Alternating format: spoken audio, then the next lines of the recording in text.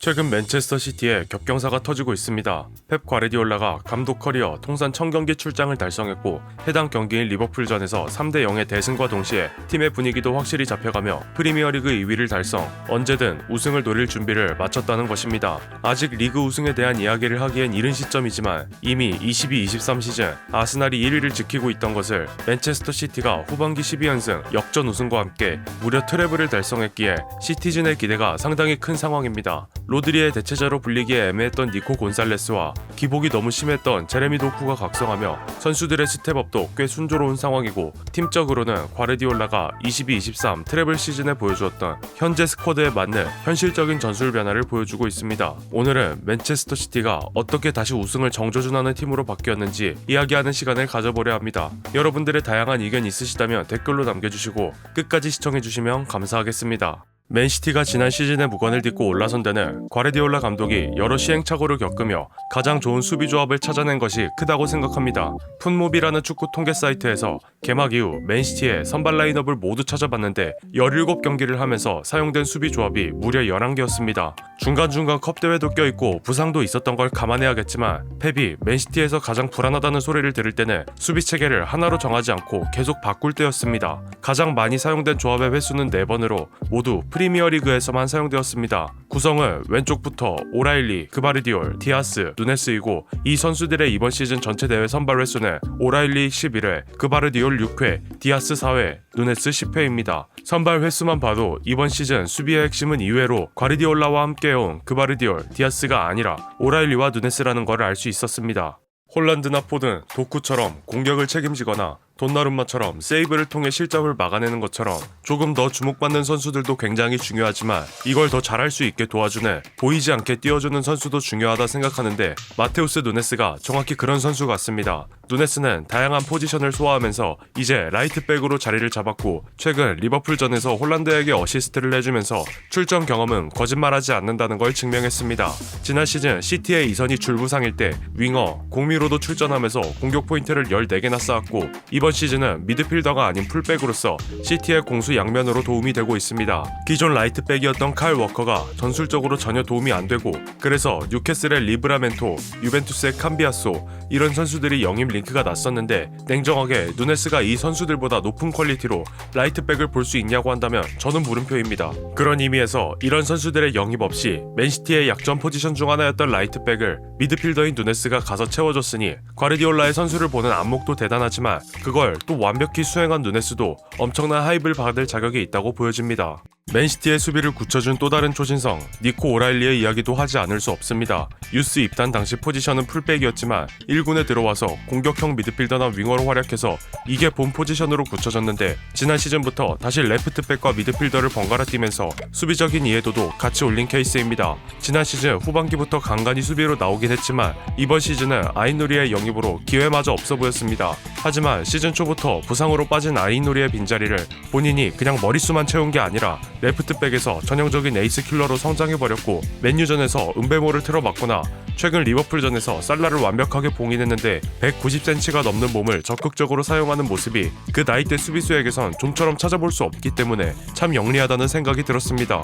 누네스도 그렇고 오라일리도 그렇고 풀백으로 기용되기 전까지 공미, 윙어로 기용되면서 공격적인 역할에 대한 이해도가 높다 보니 언제든지 윙어와 연계해서 공격을 나갈 수 있는 점, 오라일리는 키가 크기 때문에 수비적인 운영을 할 때 안정감을 더해줄 수도 있는 점들이 새롭게 굳혀져 가고 있는 맨시티의 최후방 라인에 수비적 안정감을 더해준 게 아닌가 생각합니다. 포지션의 이름 골키퍼에 걸맞게 온갖 실점을 틀어막으며 굳이 과르디올라가 선호하는 볼플레잉 키퍼가 아니더라도 전혀 문제될 것이 없다는 것을 증명하고 있는 돈나룸마입니다. 오히려 압도적인 선방 능력 때문에 포백 라인의 안정감도 덩달아 올라갔고, 돈나룸마가 경기를 보는 12경기 동안 단 한 경기만 패배하는 압도적인 성적을 기록하고 있습니다. 시티뿐만이 아니라 아스날, 레알 등의 강팀이라도 100번의 공격을 막는다고 가정했을 때 100번 모두를 막아낼 수는 없습니다. 미친 척하고 99번을 막았다고 하더라도 수비를 실패한 그 한 번의 공격은 이미 포백 라인을 뚫었다는 소리가 되는데, 거기서는 온전히 골키퍼에게 기대해야 합니다. 돈나룸마는 그 한 번을 막아줄 수 있는 선수고, 이렇게 든든한 수비력은 챔피언스 리그 같은 토너먼트 대회에서 더 빛을 발하게 될 겁니다. 돈나룸마의 결점이 드러나질 않고 있기 때문에 딱 지금처럼만 해준다면 맨시티는 정말로 리그 우승, 챔피언스 리그 우승을 노려볼 수 있을 거라 생각합니다. 최근에 니코 곤살레스가 정말 많이 성장했다고 느껴집니다. 빈말이 아니라 지난 보머스전부터 느꼈던 건데 가장 기본적인 역할인 최후방보 타락박부터 이제 빈 공간 찾아 들어가서 공을 직접 뺏어오고 이런 게 되니까 드리블도 여유롭게 하는 걸 보면서 대체 펩이 어떻게 개조했을까 라는 생각이 먼저 들었습니다. 뇌피셜을 조금 첨가하면 펩이 본격적으로 셰르키를 기용하기 시작하면서 포든을 니코 왼쪽에 베르나르도 실바를 오른쪽에 배치했는데 이 영향이 엄청 크지 않나 생각합니다. 도쿠와 셰르키를 중원 싸움에 가담하게 하여 미들블록에 포켓 공간을 빡빡하게 형성합니다. 이러면 중원에 많은 선수들을 투입하는 것이니 니코의 수비 부담감이 자연스럽게 줄어들게 됩니다. 더해서 포든과 베르나르도 실바를 유기적으로 스위칭시켜 공격을 유연하게 풀어나가도록 했는데 공을 잘 다루는 4명의 선수가 니코 근처에 위치해 있는 셈이니 니코는 일단 수비적인 롤에 집중할 수 있습니다. 특히 베르나르도 실바는 모드리치가 생각나는 축구력으로 동료들이 필요한 위치에 항상 존재해주면서 필요할 땐 최후방까지 내려와주는 모습을 보였던 것 같습니다. 수비와 빌드업을 풀어주면서 팀의 플레이 자체를 편하게 만들어주었기 때문에 니코뿐만이 아니라 다른 선수들의 활약도가 더 좋아지지 않았나 생각합니다. 더하여 말씀드린 4명 외에도 라인더르스, 오라일리, 마테우스 누네스 또한 공을 다루는 스킬이 워낙 뛰어나고 시티의 공격 상황에 포든, 베르나르도 실바 같은 선수들을 견제했으면 했지 니코를 견제하진 않을 겁니다. 수비에서도 공격에서도 니코가 중심은 아니지만 확실한 스텝업을 이룰 만한 판이 짜여지게 된 셈입니다. 최근 많이 성장했다는 주제로 니코까지 이야기했으니 진짜 고점이 뭔지 보여주고 있는 제레미 도쿠, 도왕에 대해 이야기하지 않을 수 없습니다. 도쿠는 이번 리버풀전에서 엄청난 활약으로 국가대표 선배이자 프리미어리그 선배인 아자르를 소환했는데 옵타에 따르면 2019년 아자르가 세운 기록은 이러합니다. 한 경기에서 득점, 경합승리 10회, 드리블 성공 7회, 기회 창출 3회, 유슈팅 3회 이 말도 안 되는 기록을 도쿠가 그 리버풀을 상대로 기록했다고 합니다.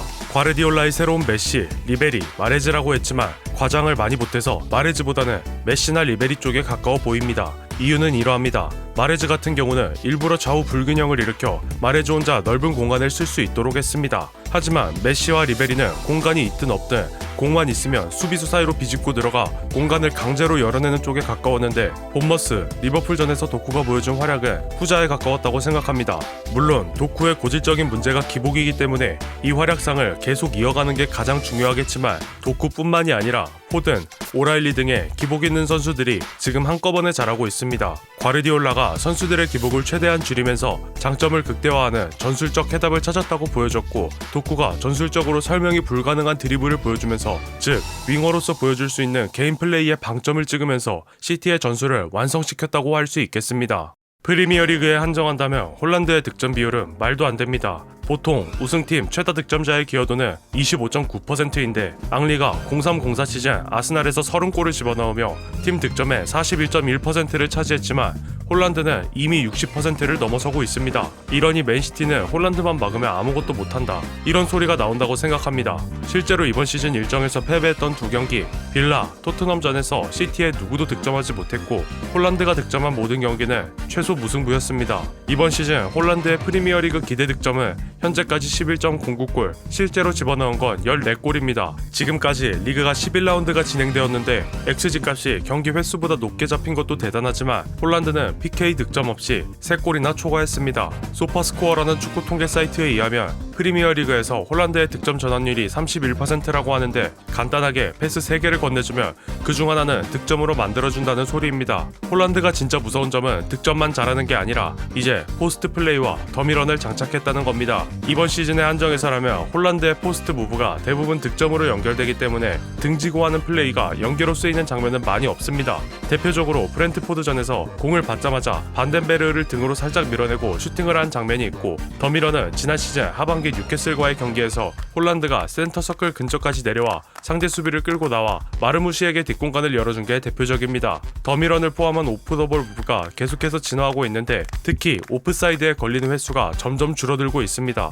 22-23 시즌 8번, 23-24 시즌 6번, 24-25 시즌 4번, 이번 시즌은 없는데 똑같이 스피드 빠르고 득점 잘하는 라이벌 음바페는 지난 시즌 40번에 이번 시즌 이미 15번을 기록하고 있습니다. 앞에서 여러 선수들 이야기를 했지만 사실 시티가 2위를 할 수 있었던 가장 근본적인 이유는 홀란드가 득점을 했기 때문입니다. 앙리의 기록까지 끄집어내며 홀란드의 팀 내 득점 비율이 6할이라고 말씀드렸는데 분명 시티가 지나치게 홀란드에 의지하고 있는 건 언젠가 분명히 문제가 될 수 있습니다. 하지만 반대로 한 명에게 지나치게 의지하고 있음에도 다른 프리미어리그 팀들은 홀란드를 막지 못하고 있습니다. 시티 입장에선 다른 선수들의 폼도 올라오니 이들을 토대로 전술을 연구하면 될 일이지만 다른 팀들은 당장 홀란드를 막아야만 합니다. 급한 건 시티가 아니라 시티를 제외한 모든 팀입니다. 과르디올라 감독은 역시 전술가였습니다. 지난 시즌 로드리의 부상을 기점으로 분명 안 좋을 때도 있었지만 지금 맨시티가 하는 축구를 보면 로드리의 공백이 느껴지지 않기도 하고 또 이렇게 잘하고 있는데 로드리까지 돌아온다면 시티는 정말 막을 수 없는 팀이 되겠는데 라는 생각이 절로 들도록 무서워지고 있습니다. 지금까지 크게 중요하지 않았던 선수들을 개조한다거나 또 베르나르도 실바같이 전술 외적으로도 팀원들이 플레이하는 걸 더 쉽게 만들어주거나 아니면 도쿠처럼 전술로는 설명이 안 되는 팀 단위의 전술을 파괴할 수 있는 개인 플레이를 보여주거나 시티의 상승세를 보면서 어쩌면 22-23 시즌처럼 역전 우승이 가능할 수도 있겠다는 막연한 기대감이 드는데 여러분들은 또 어떤 팀이 우승할 것 같은지 지금 이야기한 맨시티일지 계속 1위를 달리고 있는 아스날일지 아니면 또 턱밑까지 쫓아온 첼시일지 다양한 의견 댓글 남겨주시면 너무 감사할 것 같고 오늘 영상은 여기서 마치도록 하겠습니다. 끝까지 시청해주신 분들께 감사의 말씀 드립니다. 영상이 재밌으셨다면 구독과 좋아요, 알림 설정까지 부탁드립니다. 더 좋은 영상으로 보답해드리도록 하겠습니다. 감사합니다.